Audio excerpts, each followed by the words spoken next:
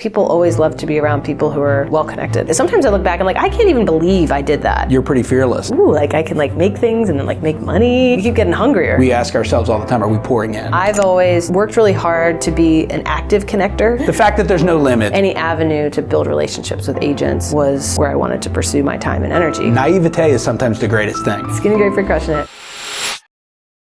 Welcome everybody to Season 2, Episode 1 of the How They Crushed It podcast, brought to you by Direct Mortgage Loans. Today's guest is a longtime friend of DML, Colleen Rippey, who runs Baltimore Real Producers and Coastal Real Producers, and she definitely crushes it. She's one of the most connected people we know, and we're pumped to talk to her. Welcome everybody to Season 2 of the How They Crushed It podcast. Today, this is Episode 1 of Season 2 with our friend Colleen Rippey from Baltimore Real Producers and Coastal Real Producers. So you are the real producer as far as I'm concerned. So welcome, my friend. Thank you. I'm so grateful to be here. Thank you for the invite. Yeah, man, absolutely. And Colleen has a great story. Colleen is definitely crushing it. A lot of you have seen her all over the place in this town. And that's kind of what we talk about, how people are thriving and crushing it in today's environment. Yeah. We do a couple of segments here, everybody. Colleen, we're just going to talk a little bit about some fun stuff to get us rolling. We're going to talk about little Colleen and your story, how you kind of got into business, what's happening in your world today, and we always end with what's the one thing you're doing right now that's really working that everybody can take something away from. Love it. When we get into this. So without further ado, I kind of lead off a lot of times with, do you drink crushes? I love crushes. What is your favorite crush? Skinny grapefruit crush.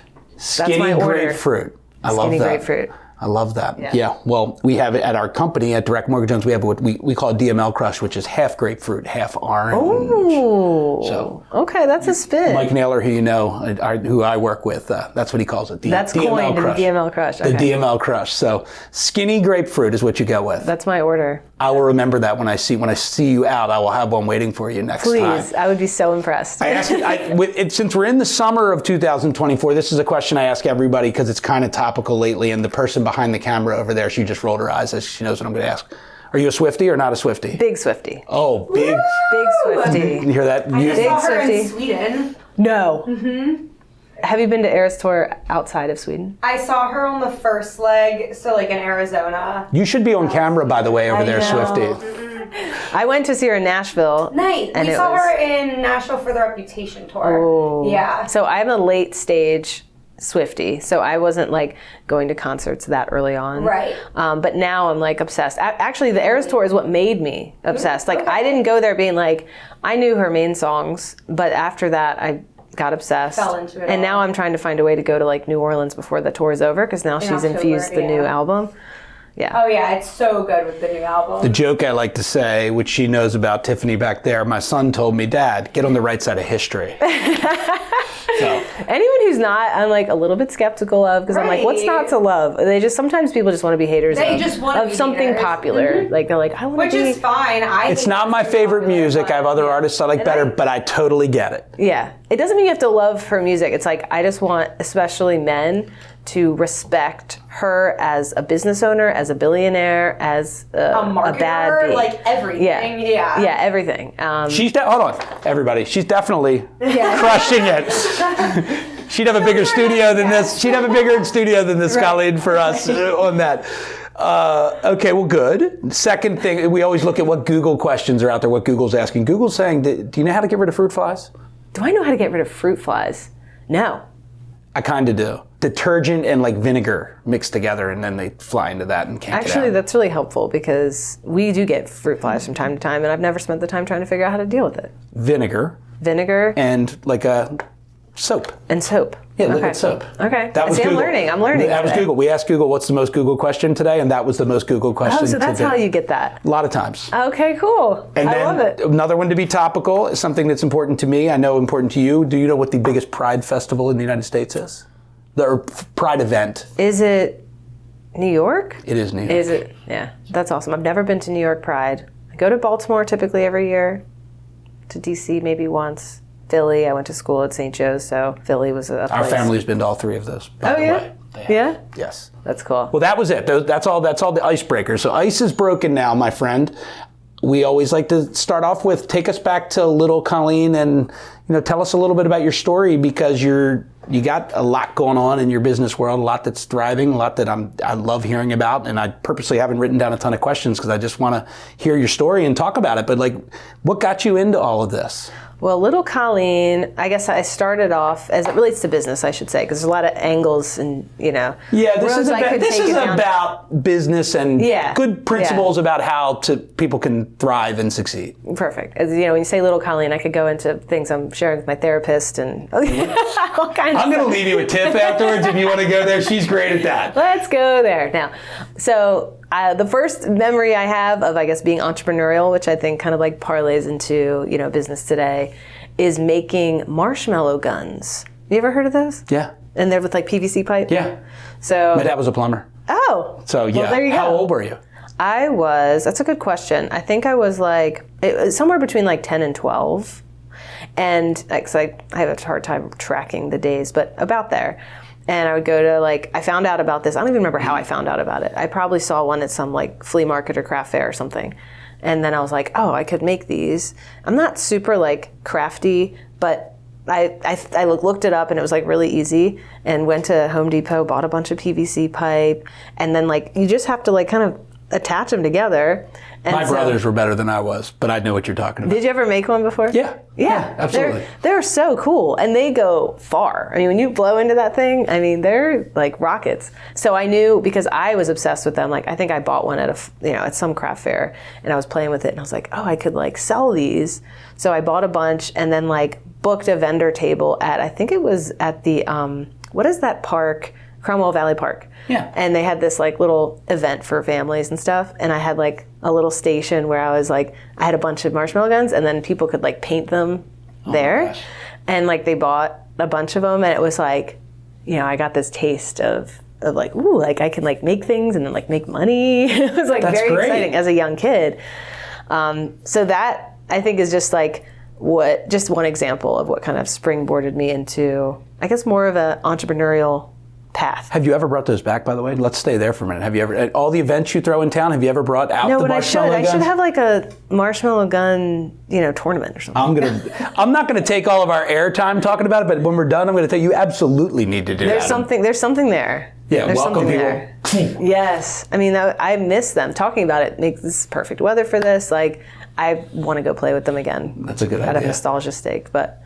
So yeah, that was kind of. So you had this aha at that. Your little Colleen has this aha. I can make this stuff, and I can make money on a weekend. Yeah. Even though I'm a kid. And I always, I guess, had sort of the personality for sales. Was always really good with people, very persuasive. So people would tell me that, and so I guess my first career, fast forward to. Being in college, and I started with some of the usual jobs that a lot of people do, as they're a young person, being in high school or college, which is serving or being a hostess here and there. I had a couple of those, and I did fairly decent at those. It didn't light me up necessarily. But I remember getting recruited for Cutco, and this was my sophomore year of college. And it's a huge college recruiting company. As we know, there's a lot of DML. There's a couple DMLers. I think 3 DMLers are from Cutco. Yeah, wait, I know. Mike, for sure. Jeff Dobbs. Oh, I forgot Jeff too. Yeah, he was. And Jamie Lopez, our was she too? She was an administrator there, but now she's an administrator for us. That's cool. That's really cool. It's such a great springboard for any sales career, really, and they have such a great training program. So they recruited me in as a young college student, and I was hooked right away after the 3-day training that kind of launches you into it, because it was just so exciting to me that I could make really as much as I wanted to make with effort. Just the idea of the harder I work, the more I make, you eat what you kill kind of thing. By contrast to working at Modell's, when I worked at Modell's, or some of these retail places where it was I really wasn't a good employee, to be honest. It's not I'm just this natural hard worker. I wanted to do as little as possible because I was going to get paid the same either way. So it sounds horrible, but I'm not really a good employee in that way. I want to do as little as possible for the amount I'm being paid. So I have to be incentivized to work hard to earn more because that's kind of how I operate. So that's what kind of Eat intrigued what you me. kill is not something that ever goes away. Right. I believe. I agree. It just keeps, you keep getting hungrier. Yeah, well, exactly. And the fact that there's no limits and no ceiling is what I hear from tons of entrepreneurs. Yes. That once they taste that, they can't go back from it. Exactly. I mean, I'm the same way. So yeah, it's once you get there. I mean, and you know, it's funny you say you weren't a good employee. I always felt like I was the greatest employee when I was young, but I was always dying to get out of there and not be an employee anymore. Yeah. But looking back, I would say the opposite. I'm always like, I was a great employee. I just couldn't wait to get the hell out of there. Yeah. I mean, it's not like, I would say I wasn't like bad. Like I was very friendly, but I never went the extra mile. I wasn't like, I'm thinking of Modell specifically. I mean, serving is a little different because you kind of have to hustle because you're trying to earn tips. So there's a little bit there's commission there. Right, totally. But at a retail environment, it was like, what do I want to do? Sit here and chat with my coworkers or go hang clothes up on the hook and organize things? Like, oh my gosh, I would do everything but like just organize things. Because there's always something you could do. But I never was motivated to do that. I was just like, let me just like hide away. So when you get into Cutco, how long are you there? So I started Cutco in 2008. Okay. Remember, it was 2008. That was kind of the best time to start too, because like, seems like everything would be like falling to shambles in the economy, but like I felt like I didn't know any different. So I was trained and like launched during that year. And in a way, I feel like that was the best environment because if I could succeed at that time, you can kind of succeed. I love that. Anytime. I'm going to come back to that in a minute. But yeah. So I felt like I was kind of in a bubble. Like I just didn't know any different. They never made a big deal out of it. I didn't even understand anything about the economy anyway. So I was just, launched in 2008. I was a sophomore. I just did really, really well. I have to credit, and I know that, Jeff and Mike and probably Jamie remember, Jeff Gamboa, he's a very pivotal figure in my training. He was the guy who directly trained me, and he was like a divisional manager for a long time. And he was somebody who believed in me, which I had just never experienced before. Not saying my parents didn't believe in me, but it's a different relationship when someone who's a mentor. Look, I wrote down the word mentors before you even said it, but it's something every one of these we've done for every person that we've interviewed that's in much different, walks of life. They all had mentors that believed in them. They said a version of exactly what you said. So tell me more about that. Yeah, he immediately kind of took me under his wing, and he made me feel so special and so talented. And I gained this sense of confidence from just being in his presence. And he gave me so much attention. Like, he's a guy that completely understands how to pour into your top 20% who are producing the most. And he could pick that out before I even really produced. Like, he saw that I was going to be great. And it's almost a chicken or the egg. Like, did he make me great because of what he believed? Or did he just know I was going to be great? Because how he believed in me, I think, also created the result. It's a little of both. But Yeah. I always believe that Colleen, you have greatness in you. And he helped you pull it out. So it's not quite chicken or egg, but it's in there. Yeah. He just had to help you let it fly. Yeah, I agree with that. Yeah, so because of his like mentorship and extra attention and like he really, I could tell, like gave me disproportionate amount of his time and attention, and like met up with me and talked to me and he's like, no, you call me directly. You're not talking to this manager. Like, I'll mentor you through this initial, they call it like a fast start, and you have your first 10 days. And I crushed it, did really well. And then That was good, Tiff. She good tie-in. Thank you. I was like, and then, it was just for the summer because I was still in school, but, was one of the top salespeople for the entire region that summer, came back, did the same thing again the next summer. Was he still there? He was. Okay. Yeah. And then came back the third summer and actually ran a branch just like Dobes did. Yeah, that was in a more management position where I was recruiting people. That was a really great experience, but wasn't what really lit me up. So I went back to sales and ended up being with Cutco for a decade. Wow. I mean, it ended up being a long career. Whereas, aren't they like dog years there? It means like you were there like 40 years. Yeah, basically. It's such a big recruiting company that people kind of weed themselves out, and they're in for usually a summer or a couple weeks. I mean, most of them weed themselves out within the first couple days because it's hard. No, but even the ones I never worked there, but everybody that I've always heard, if they kicked butt, you had a summer. Yeah. Then you went back to school. exactly. And not a lot of people like come back, but I was like addicted to it. I mean, I was addicted to the high of closing sales, but what I learned from Cutco, and I try to use what I learned in terms of like how I help lead people on our team, is like the importance of recognition. They were so good at recognition and recognizing performance and success, in a world where we can, and I'm still working on this myself, of course. Anyone who's working with me watching this will be like, well, I still have a tendency to be like, focus on what's wrong, missing, or broken, instead of... Well, that's the opposite of recognition. Exactly. So I have to that's something that I constantly have to remind myself of and remember how he was. Like, that's something that I learned directly from him, is like the value of recognition and lifting people up based on what they're doing well, because that is what motivated me to stick around for so long. It's great. And you said something earlier that it's a term we use at our company quite a bit, is pour into. We ask ourselves all the time, are we pouring in? Are we pouring in? Are we pouring in? And I think that's a healthy exercise, because it's different than, are we showing up and doing a good job? It's no, are we pouring in? Are we giving everybody what they need, not what we need to give them? There's a difference. Yeah, exactly. That's exactly, great. Yeah.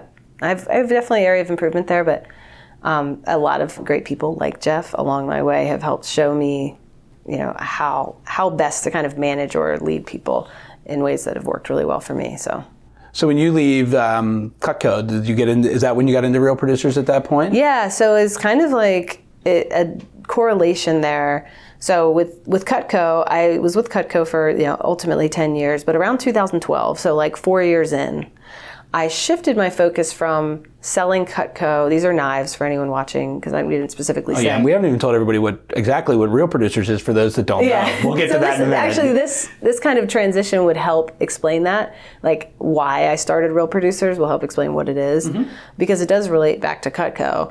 So selling Cutco knives, you think kitchen knives, right? So it's good for homeowners, like anybody who has a kitchen. So that was my focus in terms of who I was selling to, was just homeowners, consumers, for the first 4 years. Going to home shows, going into Mr. and Mrs. Jones's kitchen and just sitting down with them and showing them my stuff, in my trench coat. No, that's not what it was, but... that's pretty good, though. Yeah, I'll give you a picture. So that was what it was. And then I shifted in 2012 to selling more to realtors. So that shift was, instead of going and meeting with homeowners, where you might get a sale for a couple knives, or maybe a set, they're expensive knives. So the sets were like a couple $1,000s. A lot of times, they're amazing knives. They last forever. We just shipped ours back for sharpening, and they just got back, actually. So you can sharpen them. They're forever guaranteed. They're amazing. So the incentive for people to keep buying them over and over again is not really there. It just wouldn't be as residual as I wanted it to be. So the conscious shift to selling realtors was, realtors are always looking for good gifts to give their clients. To homeowners. At closing, to homeowners at closing, or just as a thank you gift, referral gift, whatever. So they're buying stuff anyway. They're already spending $100, $200 on gift cards or wine or a basket or something like that. My pitch was always, okay, but you can give that stuff. There's no such thing as a bad gift, but it is consumed and ultimately forgotten. So you want to be memorable, then give something that lasts forever, has staying power, and is going to be used in the most used room in the whole house, the kitchen. And of course, realtors love to brand things. So smack their logo right there, engrave it on the blade. And it was like, sharpest realtor in town, Susie Q. They say, you got a lot of sharpest realtors, didn't you? Yeah, they love these taglines. They're like, cut above the rest, all the things. Looking back, it is kind of cheesy to put your brand on a knife, but it worked out really well. And I shifted to selling realtors, and ultimately in 2012, that was like a transition year, but by 2013, all of my efforts were, my lead generation, instead of trying to find homeowners to sell to, was trying to get in front of real estate agents through getting their office meetings or going to the association events. Any avenue to build relationships with agents was where I wanted to pursue my time and energy. Because, going back to the residual piece, if I could spend, 30 minutes at a real estate sales meeting, do my 5-minute pitch to 30 people, set up a table, and get multiple orders for 10 sets or more, then what's going to happen is they're going to give out all the sets, and they're going to need more. So it became this system, and that's how I kind of pitched it. It was like, your closing gift system. So you buy them in bulk. We spread the payments out so it goes with their cash flow. It was perfect. They ordered them. They run out and order more. So it just made sense to go deep in that, just because it allowed me to kind of build my business a little bit faster and more efficiently. Now this led to Real Producers because being a real estate vendor, wanting to market to realtors, I did really well. Of course, I worked there from 2012 up till ultimately 2016 when I started transitioning to Real Producers. But what interested me in doing Real Producers was, as a vendor in real estate, was trying to get in front of realtors. And I did all the things I just mentioned, going to sales meetings, happy hours, association events, seminars, whatever. But the challenge was, how do I get in front of like the real producers? I mean, not to use the name, but the real producers, the agents who are selling the most real estate, who are actually moving and shaking, who are doing the majority of the production. Well, let me ask you, before we make that jump, was the majority of your knife sales at that point to realtors over homeowners? You had transitioned that part of your... Basically, 2012 was a transition year, and from 2013 on, I wouldn't say 100%, but probably like 90% of my sales were real estate agents. Got it. So then it was like constantly asking myself, how can I be more efficient? How can I continue to elevate and grow? And the biggest question was like, I'm not really getting in front of a lot of these top agents that I keep hearing about. They're not here. They're not at the sales meetings. They're not at the places that I'm marketing myself. So how do I reach them? And so that platform essentially did not exist. You know, you could get referred directly to people, and there's all sorts of ways of, you know, marketing to people if you get their information, but I didn't have a way to access them at scale. And so that's kind of where the concept of Real Producers came from. Now, it wasn't completely my brainchild. We launched I think it was the 5th franchise across the country.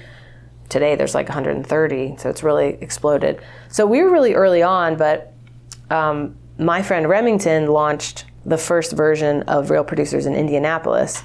He also sold Cutco closing gifts, so that's how we were connected. That's amazing. So he launched Real Producers. It wasn't even called that at first. So it was like, it got rebranded. But he started the first iteration of it. It was kind of mostly his brainchild. And at first I wasn't really like, I didn't understand, because I was like, what do you mean a magazine? This is like, it was 2015 when he really started doing this. And he was telling me about it. He's like, you got to do this. And I was like, no, I got a good thing going with Cutco. I'm good. But then around 2016, I was like, you know what? I'm ready for something new. And I can see the value because, again, I wanted to find a way to get in front of the top producers. So that's where kind of Real Producers came into play, which essentially it's a community of the top producing realtors in a market. And it gives vendors, previously like myself, an opportunity to directly access the agents who are otherwise kind of inaccessible on a consistent basis. You know, I wrote down a couple things here. I'm listening to you. I mean, talk to me a little bit about you. I've always thought of you as fearless, and hearing your story makes me realize you're pretty fearless. I mean, a lot of people in sales get caught up a little bit on their own fear and their own inhibitions. I mean, when you're in college and going for it like this, I mean, how do you get over that? Yeah, that's a great question, and I appreciate that you see me that way. I wouldn't call myself fearless. I definitely have a lot of fears, but I guess the difference is, you know, you just take action despite that fear. But it was really hard for me at first, like even just starting Cutco and putting myself in front of these adults. I mean, because I was still in college, so I have college-age kids, and I tell them all the time, you got to be willing to put yourself out there. Yeah. It's the way I explain it to them, and whatever it is they're doing. And my 3 kids do different things, but you got to be willing to put yourself out there. And so maybe fearless is wrong, but you were willing to put yourself out there. Yeah, and I really do credit so much of it to the culture in Cutco, because and you know, I have to give some credit to, you know, my parents and how my mom's personality and just being so gregarious. Like, I was always easy to kind of talk to, and I don't know if I was scared of talking to adults, but it was a whole nother ball game to be, you know, cold calling essentially these homeowners. And now it is by referral, but it's still like, hey Susie, this is Colleen. Judy told me to give you a call. I met with her the other week. You know, just going into it, and you're like, you're trying to get them to say yes to let you sit at their kitchen table for an hour on a Tuesday night. sometimes I look back and like, I can't even believe I did that. Like I don't know if I don't know if I could do it now. Well, hold on, time out. I've heard this one a ton and I've said it a ton. Naivete is sometimes the greatest thing. Yeah, you're right.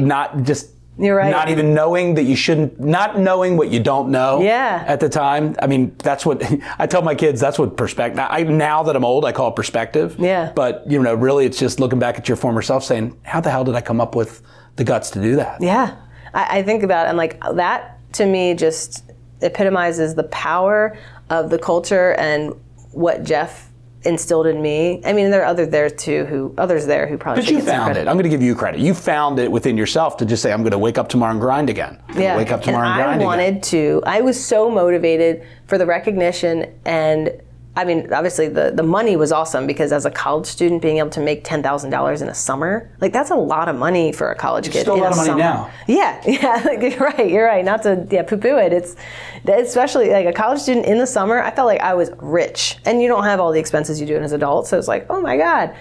So I was motivated for that, but I thrived to be like ranked at the top, and I had a colleague of mine, his name's Theo. Shout out Theo if you watch this, because we're still friends. You'll have to tag Theo. Yeah, I'll have to tag Theo.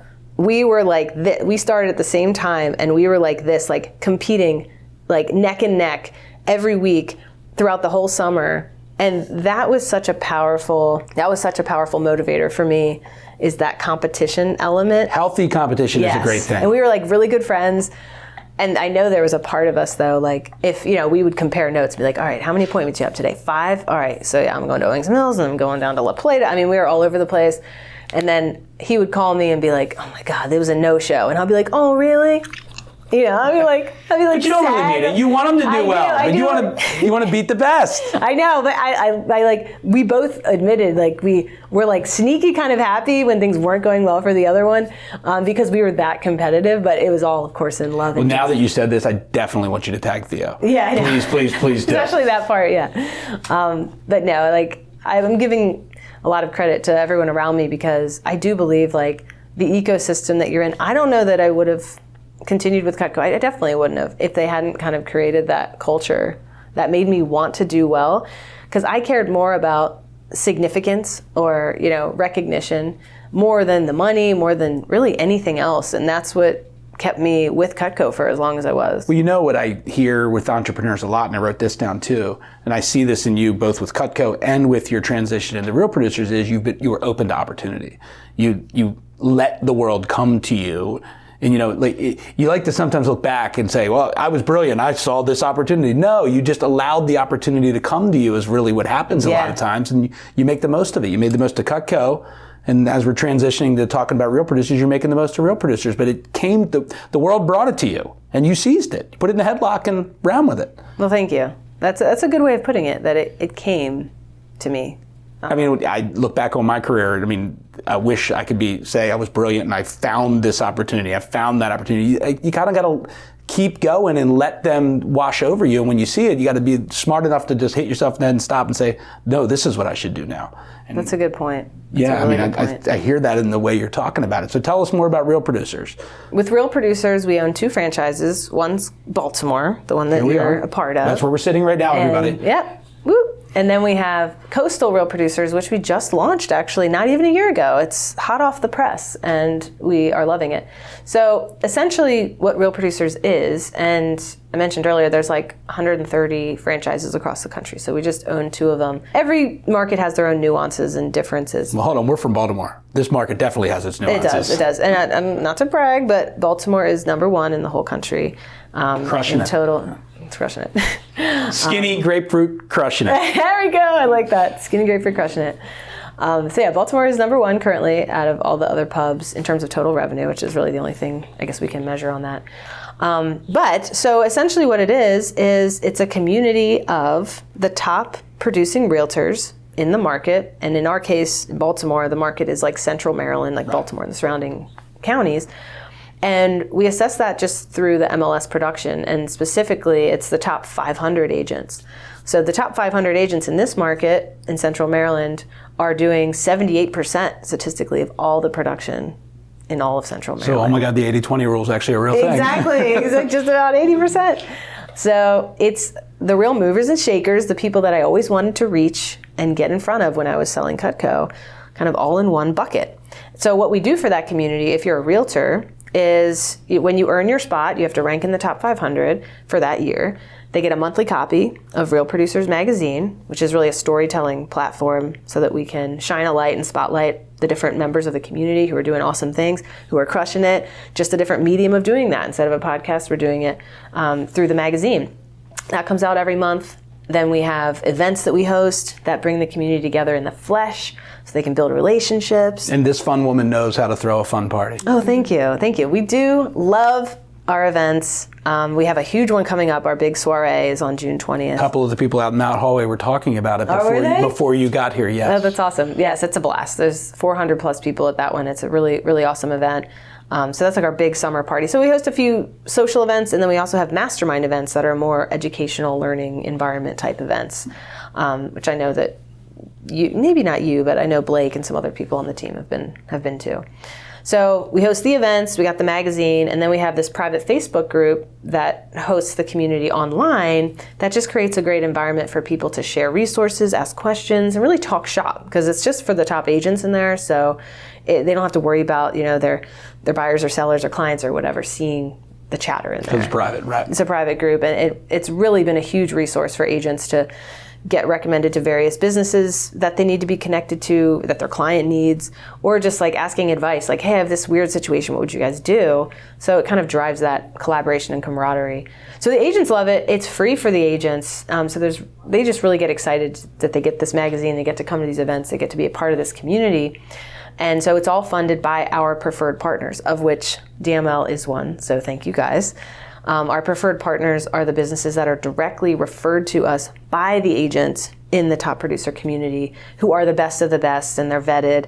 And so they basically support the community and have an ad in the magazine. They get invited to be at these events so they can build relationships with everybody.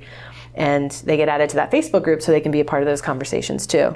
So that's kind of the whole community at large. It's the agents plus our preferred partners in this awesome group of high caliber individuals who are operating at a high level that build relationships and just kind of collaborate and do business together. Colleen, as somebody who's watched this thing grow, I'll tell you, it's more so than a private Facebook group or a magazine. You built a community, or events, I'm sorry. Those are all things you do, but you built a community.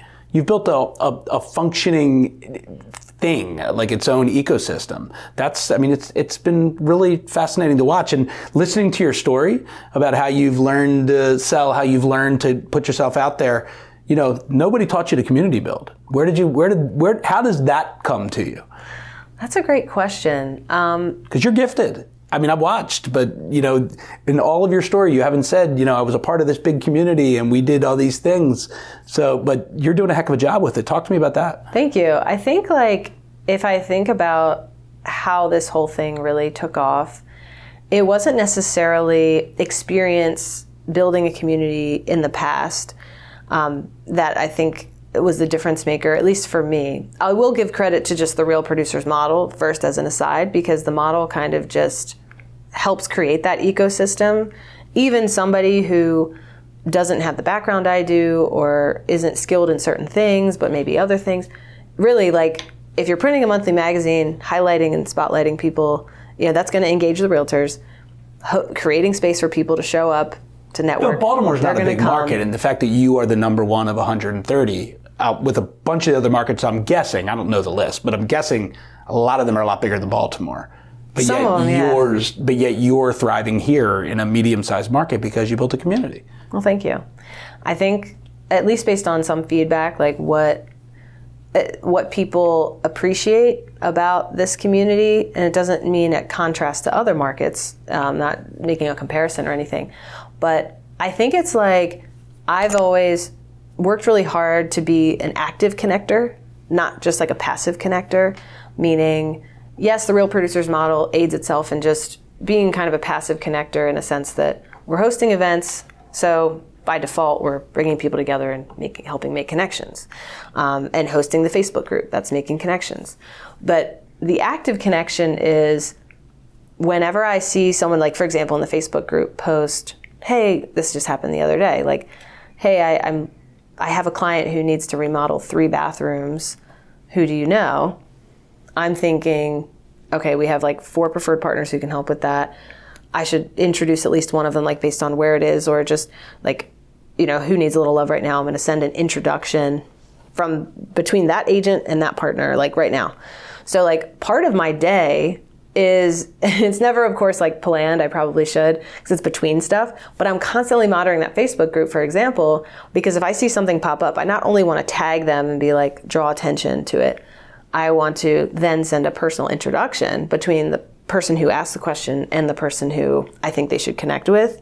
So then realtors appreciate that, because they're like, wow, like she's really going out of her way to send this introduction and make sure we connect. And of course the partner appreciates that, because they're trying to make these connections and they want the business and they want the work. Such a great term, active connector, because I've been accused of being that. My mother and grandmother would say it to me, you're always connecting people. But it's something you have to lean into. Again, pouring into, leaning into, you have to lean into that, and you can help everybody. Yeah, like at the end of, when we do agreements, for our preferred partners, at the end of the agreement, when it's time to renew, my goal, of course, is for them to look back and be like, this is a no-brainer. And there's... Because I've been connected. Yeah, because I've been connected. I want to provide as many opportunities for them to track some semblance of a return on investment as possible. Well, because... yeah, I think it's up to them to a degree in terms of, if we're going to host these events and do all the things, I want them to show up to it. I want them to work the network to a degree. It works to the extent that they work it. But if I can do my part and work as hard as I can to drive them business or help promote them actively, I know that they appreciate and recognize that. And to me, that seems like that's worth more of the investment than like, oh, I'm running an ad in a magazine, Well, I usually get near the end of this thing and I start asking the question as to what is the one thing you're doing that could help anybody in any business right now in this environment. And I'm still going to ask you that question in a second. But before I ask you that, can you talk, I think active connecting is one of them for anybody in any environment. Do you agree? I totally agree. I think that is one aspect, whether you host a community that is kind of built on connection or you're in any role. I think that is just one aspect that makes you so valuable to other people. I appreciate that so much in other people when, let's say, sometimes I'll randomly get a text and be like, hey, I thought of you today. I met with this guy and he said he was looking for this and you seemed like a great person to talk to about that. So I'm going to connect you to. I'm like, and in some cases I'm thinking, oh, there's really nothing in it for that guy. He just really wants to add value here. And it doesn't, even if there is something in it, that doesn't make it, that's still, well, there's doesn't a make it difference disingenuous. between if somebody just says, hey, Colleen knows everybody. There's a difference between them saying that sentence and saying, Colleen knows everybody and she's always got somebody that can help me if I need help, if I need a resource, if I need to be connected again. And there's a big difference than if they just said, oh, Colleen, she knows everybody out there. That doesn't mean anything. That's a period at the end of that sentence. Yeah. So, you're right. Yeah, I think a lot of realtors too, that's who they want to be to their clients because they always want to be. Hold on, that's what they should want to be. Yes, that's what they should want to be their clients. Like the more they can stay in touch and be the connector for their clients who need anything related to the home or otherwise, honestly. Like, hey, like if they position themselves as like, hey, kind of like the mayor of the town, like I know the best restaurants, I know the best flooring company for that job, and that'll keep that client in touch with them too and elevate them, I think, in terms of status and respect, because people always love to be around people who are well connected. I think so too. I do. I do too. You're taking the words out of my mouth before I can say them. So then let me, since I'm looking at the time, and by the way, everybody, Colleen and I could do this for an afternoon, evening, and never stop. But taking active connection out, what is working for you right now, today's environment? It's June of 2024. The economy's a little weird. We have an election coming up. And the point of this podcast is not to talk about the specifics of any of that, but there's challenges. There's always challenges in different times. And by the way, you said earlier, you told yourself if you can succeed then, you can succeed anytime. And some people are feeling that way about the real estate and mortgage world right now, that if you can succeed now, you can succeed anytime. Talk to me about what's working. What would you say is your main differentiator right now? What's really working well for you? I think the biggest differentiator in the last I would say even, it's been like an incline over the last year, actually, ever since a key hire, Hannah Benson, shout out to Hannah, who's our COO and just everything person. I mean, she's amazing. But ever since we brought on Hannah, and then starting especially, it's been accelerating over the last few months, is our ability to calendar prioritize.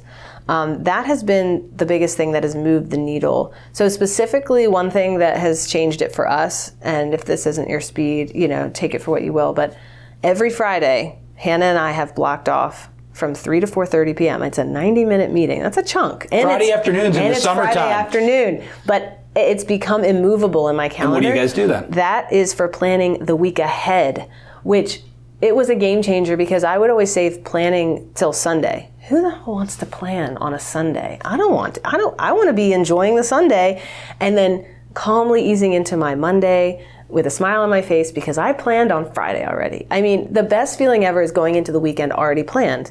So what that looks like for us, it's different for everyone based on the systems, but we go through Asana, which is where we have all of our tasks assigned to, it's our, workflow manager system or whatever.